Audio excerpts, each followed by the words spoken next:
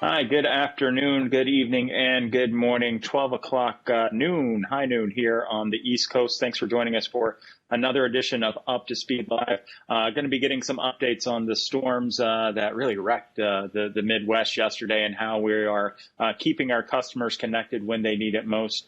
Also, Hans is joining us today to answer some of your questions. Don't forget, you can always drop those to us live at Verizon.com. And we've got another trip on our staycation, so a lot in store for you here. Let's start, though, with the network. We're going to have my good friend Rick Goldschmidt join us, who leads some of the efforts out in the Midwest and has teammates, some of our own teammates on the ground out in Iowa helping right now. Rick, you've been with the company 21 years. You've said you've never quite seen a weather outbreak that looks like this. Give us a brief overview of the current status of the network and how you and the team have really worked for the last 24 hours nonstop to reconnect folks. Sure. Thanks, Jeremy. Yeah, so the last 24 hours have been extremely interesting when it comes to the network recovery. Specifically in the state of Iowa, we have roughly 400,000 customers that are still without service, or customers without power, which is impacting our ability to get cell sites back into service in an effective manner. So what we're doing is we're moving our cell site generators, our portable generators. Some of them have permanent generators. We're moving them around. It needs to be sort of recognized that the resiliency of our network has been superb in this era, in this storm. So this is a pretty big event for a Midwestern type of storm. We've had winds in excess of 100 miles an hour, which is not that common. So the team has had to really adjust and sort of embrace this new challenge that we have on our hands today. So most importantly, our employees are safe, but we did have one employee with some significant damage to their own home. Oh, man, thinking about those folks today. And a reminder for all of our employees with V2V, our Employee Relief Fund. This is why we ask you to give in these situations where we can help our teammates who are in need, among the many other things we do for them. So, Rick, certainly pass on our well wishes and thoughts for that employee. A follow-up for you, looking at the Storm Prediction Center, as our team has started doing a lot here with every storm that's happening. Could be some more storms today. How do you continue to fix the current issues, but also prepare for a potential round two? Right. So we're one big giant team here in Network. So we've relied on resources from adjacent markets, from different other headquarters organizations, and as well as, different peer organizations that have all been willing to pitch in and help. So we have our eyes to the sky at this time of the year. We know that the weather is unpredictable. But as I said before, the network has been very resilient. And we believe that, we'll continue to strengthen. We're in the early part of this recovery, so we still got some time to go here before we get back to 100%. But I'm really confident. I'm really proud of the team for what they've provided in the last 24 hours and are going to continue to provide that. So very, very proud and thankful for the team that I have. Yeah, Rick, thank you to you and all the team out there making sure that we're reconnecting folks. Certainly be safe, and we will continue to get updates from you. We'll let you get back to work, so I appreciate you joining us to start Up to Speed today. Thanks, Rick. Thank you, Jeremy. Good. Hans is on the line with us now. Hans, I know the weather impacts have been big for the business. What else is happening in the world, and what are your thoughts as we get rolling here? Thank you, Jeremy. Hi, all V teamers. Great to be back. It was a week since I was last back and showed what I'm doing during my vacation. Now I've been working, so I'm in full-fledged working here. So a couple of updates from me. First of all, we see gradual changes in different states on the pandemic and the COVID-19 and also across the globe. I want, as always, to say that let's stay safe and follow all the security principles and guidelines we have. That's going to be important. This is not over yet. Great to hear Rick speaking about the network. I mean, yes, the network has performed well, and our team is out there in some enormously bad weather. I mean, it's natural disasters, and people are getting no power. They are getting their homes destroyed. It's a tough time, and especially in these times, as we know. I mean, everybody is relying to be connected from home because everybody works from home. So this is an even more sensitive time for us as an organization. I thank everyone at the front line and customer care, talking to our customers that are impacted, because it is multiple impacts all the way from the power lines coming down, which impacts our ability to put the network up. But again, you don't build a resilient network in the middle of a crisis. That has been over years by all our network and technology teams. So I thank you all for doing that work, and continue to communicate with customers that the few that are impacted are, of course, not happy, because it's so important and crucial to have the broadband up. A couple of other updates.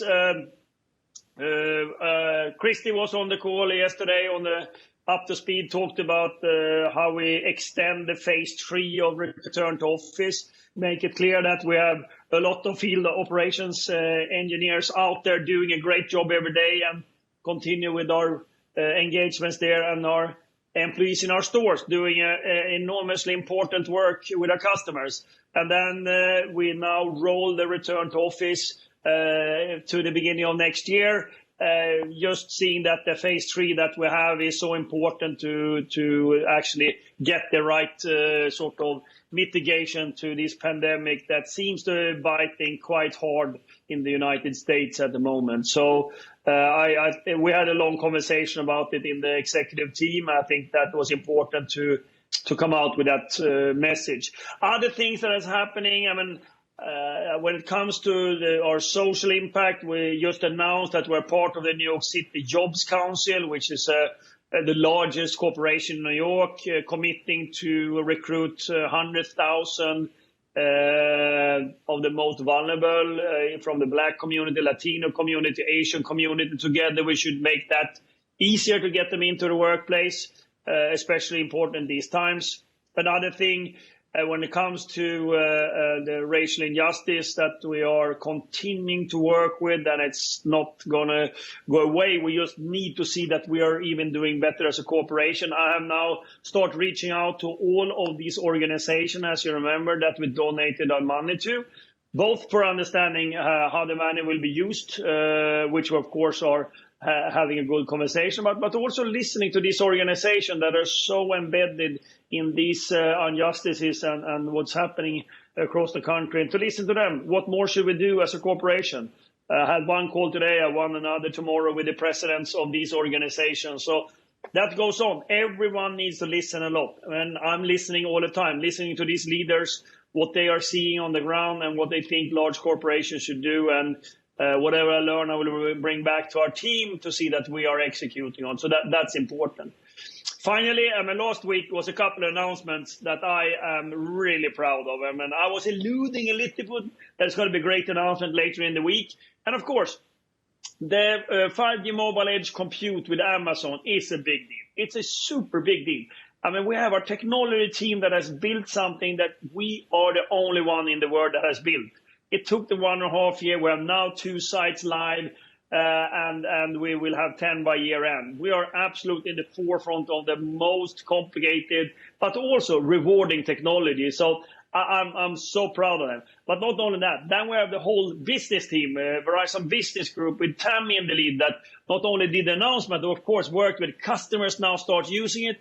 And finally, the whole strategy and partnership organization that are doing all the negotiations and partnership with the biggest partners we have in the industry, like Amazon. So it was a totally company sort of endeavor in order to deliver this. I'm really proud of that. And finally, you saw a lot of announcement about the full Samsung 5G portfolio coming out, all with millimeter wave, more devices, just continuing. And as I said before, it's an exciting second half of 2020. Back to you, Jeremy.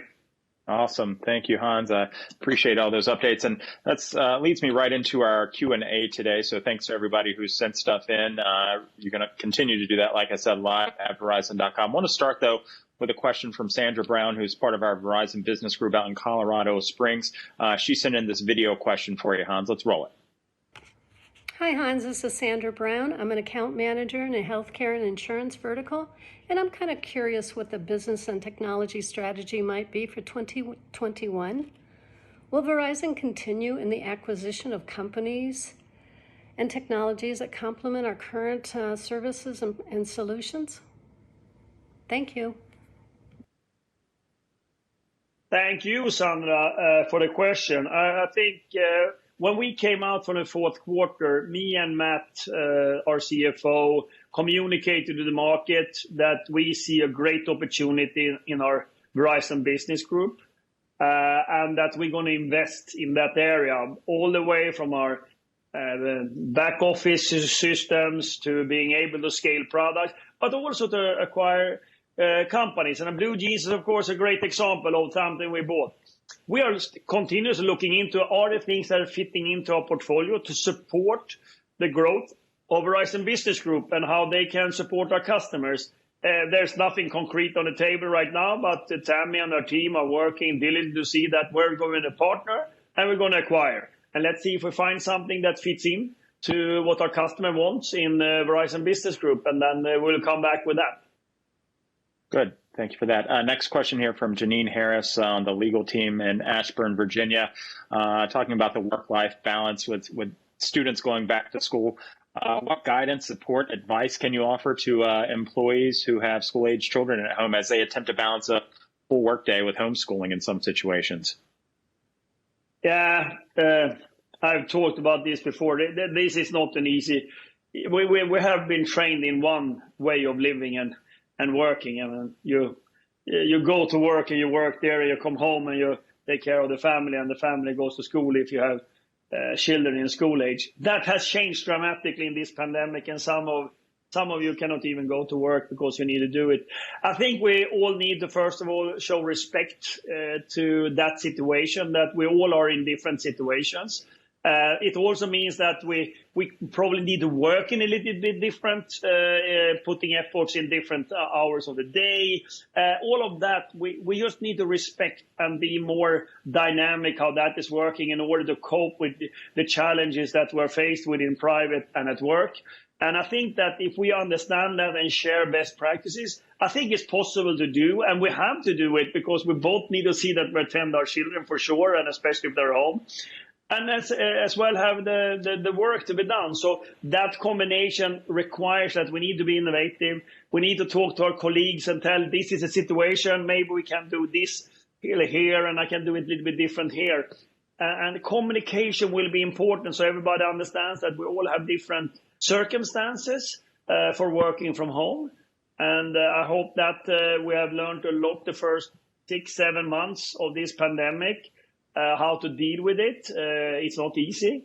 And then seeing how we continue to develop. And remember, I challenged Jeremy for a couple of months ago or weeks ago maybe that we need to continue to think how we energize each other so we don't get tired of this really different work environment that we have. And I think there are some things up our sleeves that will come later on that we have learned from all of you out there and what the executive team have been discussing.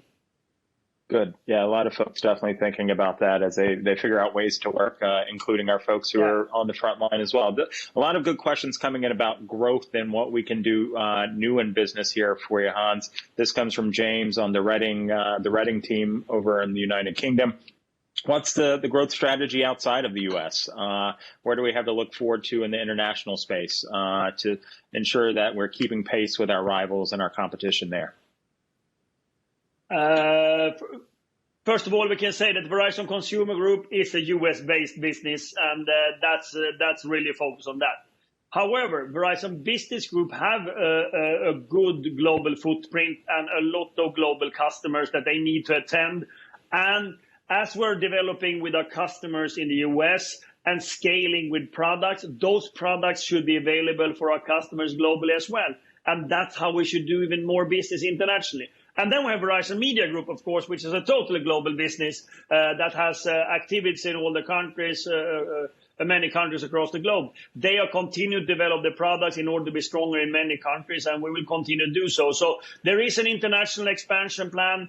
but it's based on that we are doing the right for our customer. If it's Verizon Media customers or Verizon Business customers, that doesn't matter. We just need to see if we do right for those customers in the scaling on the international strategy. You mentioned some of your recent conversations with different groups. This one about Citizen Verizon. How do you feel Citizen Verizon will change Verizon's commitment to bettering and meeting social responsibilities and expectations? That's from Dave on the consumer group team. Thanks, Dave. I already have seen a change in Verizon, how we think about society, and that is part of our main strategy. I have so many conversations with V-teamers across the globe about it, and I think the reflection is clearly we are changing in how we include it.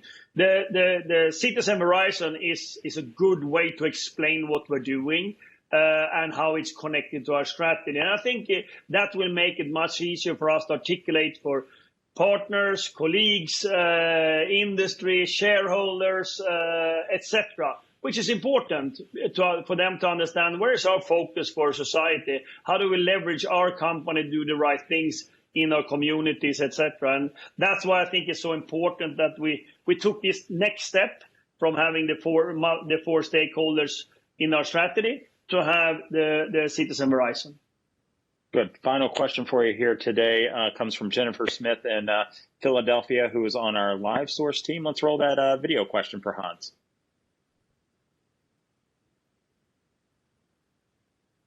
Hi everyone, my name is Jennifer Smith. I'm in Philadelphia, Pennsylvania, home of the cheesesteaks and Rocky Steps.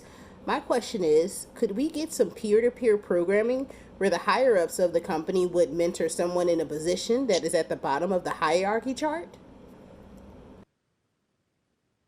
Thank you, Jennifer. Good question. I think mentoring is something very important in your life-work balance, your career, and all of that. I know that Chris and the team are working with mentoring program, but they will come out to see that we actually are getting more mentoring opportunities in the company. But don't be afraid to ask somebody 3 levels up or whatever. Ask them if they have time to speak to you. It's also for you. I mean, I get questions, and I cannot have all V-teamers mentoring them all, but I always take a couple because I think that's part of my responsibility to at least share some of my experiences that we can take whatever you want from. But I think don't be afraid to reach out to people you admire and ask them, hey, can I have a conversation about you, about career or whatever it can be, and just listening. I think many leaders, many in our ranks would be happy to do it. So yes, we will do this more structured, and the HR and Christy will see that we will have it. But it's also, don't be afraid. Don't be afraid to take a step and send a mail and ask, hey, can I schedule 30 minutes with you to talk about my career or whatever? I think that's important. And I would be surprised if you get the no. I would think that many of our leaders and employees would actually be happy to support another V-teamers in this. Yeah, great advice. Hopefully people will take advantage of that. And hopefully they spread the wealth and they spread the love there, so they're not all going to Hans. But certainly, thank you for answering that, Hans. Looking around, how do you wrap this one up for us today? No, I wrap it up that we're going into the second half, and you will start to see some of the excitements of the second half of 2020 with the 5G home, the 5G mobility, the 5G mobile edge compute, and a lot of other things that we have in store for the second half of this year. So I'm excited over that execution. At the same time, I'm also very receptive to a very, very tough situation across the globe and here in the United States when it comes to the pandemic, the financial, economical downturn we have in many places, the jobless. And as we have in many places, and the vulnerable being even more vulnerable. I'm very sensitive to that. And finally, as we spoke earlier, we have this racial injustice at the same time. We as a company can feel overwhelmed over all that. I have to say, we just need to manage all of it. We need to stay strong through this with our strategy for execution, seeing that we We focus on our employees and prioritize our employees' health and safety.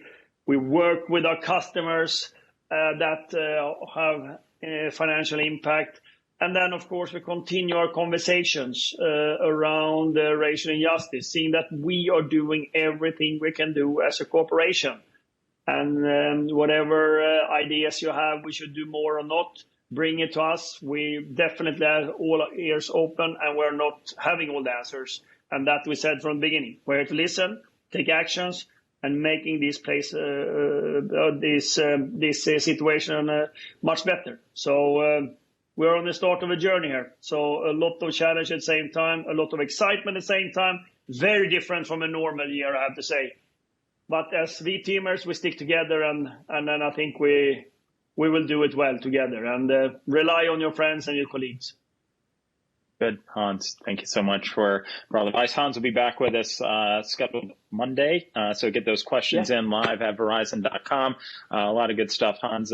Thanks so much for joining us and for all the inspiration there.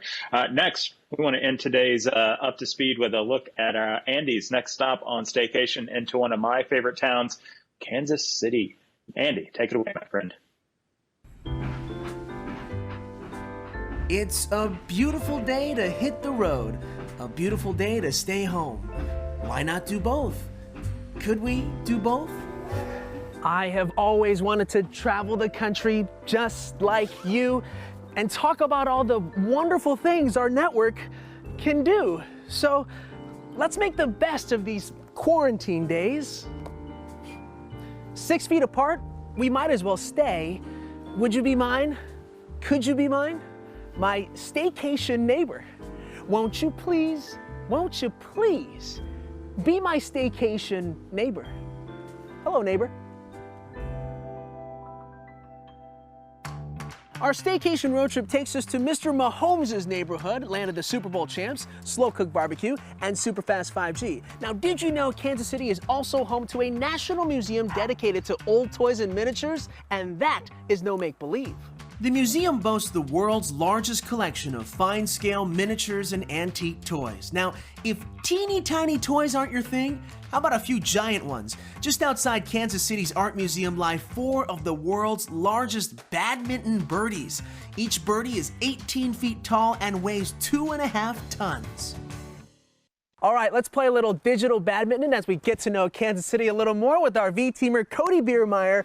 Cody, thank you so much for joining us. And as you can see, I'm repping the Chiefs proud for you today. Good man. I appreciate that, sir. You were celebrating with the Chiefs there when they won the Super Bowl. You were on another team, making sure the network was ready for that parade. It was kind of bittersweet when the Chiefs won because I knew a lot of work was ahead of us in preparation for that parade route. So we worked really close with our business partners in Verizon Wireless to ensure that our fiber going down the parade route was ready for them to launch small cells, whether it's 4G, 5G, along that whole parade route so that our customers get the service they wanted. Cody, tell us about your life in Kansas City. 3 decades now, you served in the military, you're a father, lots of hats you wear in Kansas City there. About the age of 9 is when I moved to Kansas City metro area. Was here until the age of 18, joined the service, United States Navy, served as a military police officer out in San Diego, California. That's where I met my wife. We decided to pack up, move back home to Kansas City. So Cody, tell us about your volunteer work. Pre-pandemic, I was big into going out and cleaning up the local parks. My kids see that, the local community sees it, and I see people, following those footsteps. What kind of volunteer work have you been doing post-COVID? So post-COVID, I looked for every opportunity I could to go out and take a walk. And one that really struck me was Carry the Load. It's a walk to benefit veterans across the world. As we take a look and explore Kansas City virtually, any recommendations? The first question I always get when somebody's coming into Kansas City is, where do I go for barbecue? I really love Arthur Bryant's. It's an original place. You've got your smaller joints, your Papa Bob's. You got to try them all. Every place has its own specialty. If you're ever in town during a Kansas City Chiefs home game, go in and check out the atmosphere of the loudest stadium in the United States. Can't beat it. Anything else you'd like to let folks know about Kansas City, your city? It's a great place to live, raise a family. The culture's great. Don't hesitate to come out to Kansas City and visit. In our small business spotlight, Kansas City's Messenger Coffee Company shows us producing a great cup of coffee starts long before the good stuff makes it into your cup. Focusing on equality throughout the coffee supply chain, Messenger continues to devote time to building meaningful relationships with coffee producers, all while serving great coffee in the heart of KC. Now, we know Messenger Coffee Company is giving back to Kansas City in a big way, so let's take our Verizon Visa credit card and help them pay it forward. We're donating $1,000 worth of Messenger coffee and pastries to the hardworking nurses and doctors at the University of Kansas Medical Center. We all know they've been working tirelessly, and this is just a small way for us to say thank you. Messenger Coffee happens to be a favorite spot for this Kansas City band. Let's hear more from the greeting committee.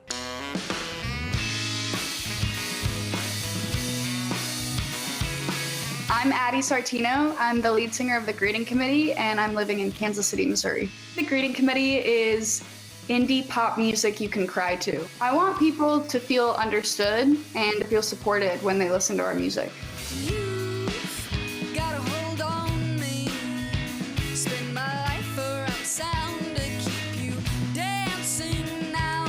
Our latest release is an EP titled I'm Afraid I'm Not Angry. You can find it anywhere. I love our fans. I think interaction is the most important thing, and to me that's what the beauty of music is.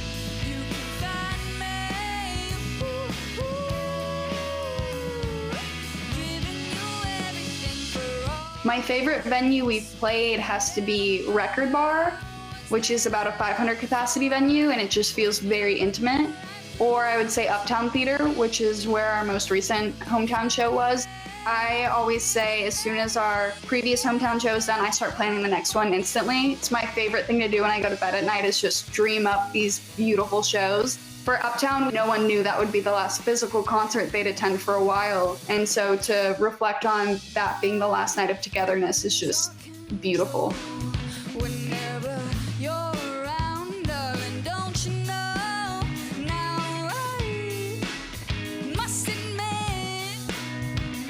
I love being an artist in Kansas City. We have a really cool, slowly growing music scene here. I've recently started working with a nonprofit based in Kansas City called Art as Mentorship, where we are teaching younger kids the importance of songwriting. So I think we're hopefully producing an even larger music scene and teaching kids that you don't have to go to these huge cities to be successful in music. When you're looking right through, if you need me. The Staycation Road Trip is brought to you by the Verizon Visa credit card and viewers like you. We'll see you next time.